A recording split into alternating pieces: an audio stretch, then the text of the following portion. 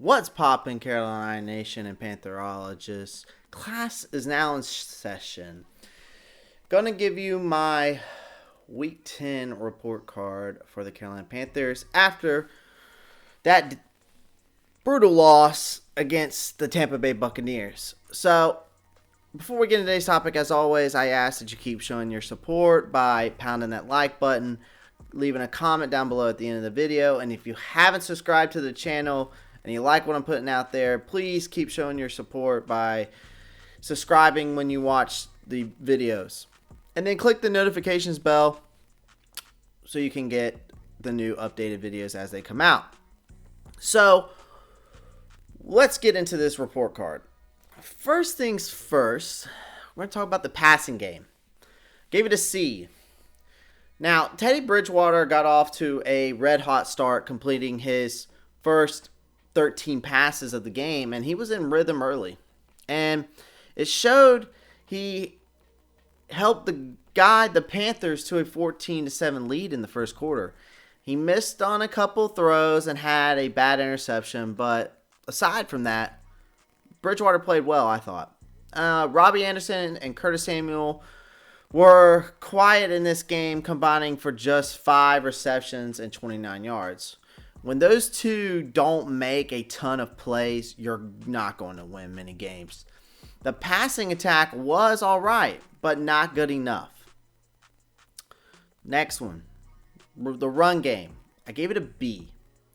Last week, the Buccaneers were criticized for running the ball just 5 times in their loss to New Orleans.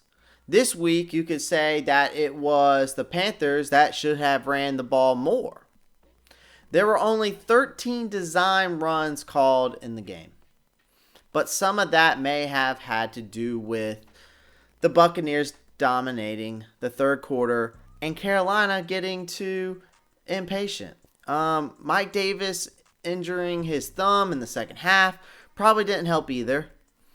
The Panthers finished with 65 yards on 16 carries, which is around 4 yards per carry. So, next topic, blocking. I gave it an F. I mean, once again, Bridgewater felt a ton of pressure and was not giving much time to sit in the pocket and be comfortable and to scan the field. I mean, he had to get the ball out quick, and he was flushing out of the pocket on several occasions. Tampa Bay recording 2 sacks and 8 quarterback hits. This unit has really struggled since Russell Kung has been out of the lineup. And I'm not so sure getting him back is going to make that much of a difference. So, next topic, pass defense. I gave it an F.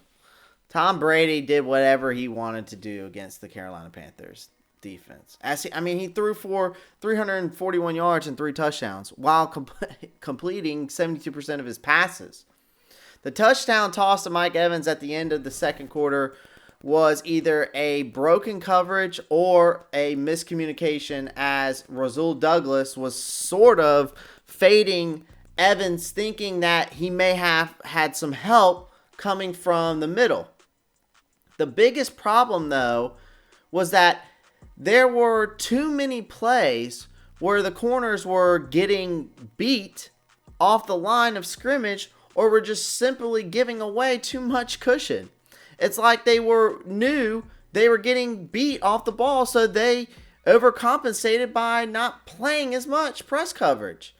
But they allowed too much room for them to operate. Next, run defense. Gave it an F. What else?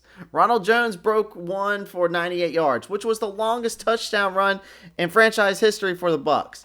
He rushed nearly for 200 yards, going for 192 on 23 carries, and averaged 8.3 yards per run. The team's biggest issue in stopping the run is not fitting gaps, and it was no different on Sunday. It was evident on the 98-yard scamper by Jones as Tahir Whitehead overplayed the strong side and left the middle wide open. If he at least gets into that area, he could have put a body on Jones, slowed him down, while others rushed to help. It was one of many bad alignments for the Panthers' run defense. Next, pressure. Gave it a B. Probably the one thing the Panthers defense did somewhat okay on Sunday was get up in Tom Brady's face. Aboda had the team's lone sack on the day, but they were able to get 7 hits on Brady and were close to a sack several times. Both rookie Bravion Roy and veteran Zach Kerr had 2 QB hits each. So, guys, that is my Week 10 report card for the Carolina Panthers. Obviously, you can tell I'm frustrated from how I was talking. Like I said, guys, there's good days coming ahead. If you haven't watched my last video, go watch that. Usually I do my initial thoughts after a loss or win. But this week there was something daunting on my mind, and from comments and things I was seeing, and things that were being said to me, and I just was like, you know what, these people are wrong, and I'm going to prove them wrong. So, anyways, go check that out. Anyways, pound that subscribe button, pound the like button, comment down below, let me know what you think. And Panther Nation, Pantherologists, that's your Week 10 report card. Keep pounding.